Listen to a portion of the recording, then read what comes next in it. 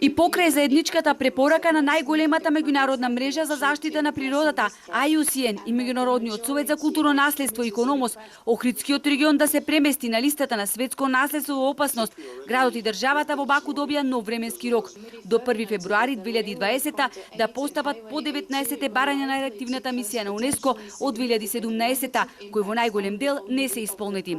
И покрај силните аргументи на советодавните тела на УНЕСКО дека регионот е под постојан притисок од повеќе закани, Охрид доби уште една шанса за само 7 месеци да покаже вистински напредок во исполнување на забелешките.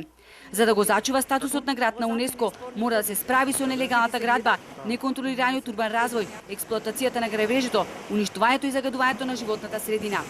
Овие забелешки се однесуваат на двете соседни земји, бидејќи иако албанскиот дел од езерото се стави под заштита на УНЕСКО, во воздух виси и што туку добиено статус на Албанија.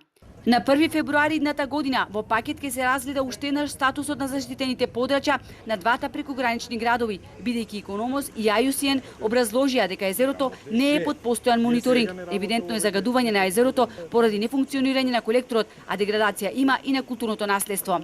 Албанија доби задача да ја повика реактивната мисија на УНЕСКО, која ќе утврди на кој начин и дали Албанија се справила во прв ред со отпадните води кои се слеваат во езерото. Препораката на Центарот за светско наследство Охрид да се стави на листата на загрозени подрачја, поддршка доби само од Норвешка.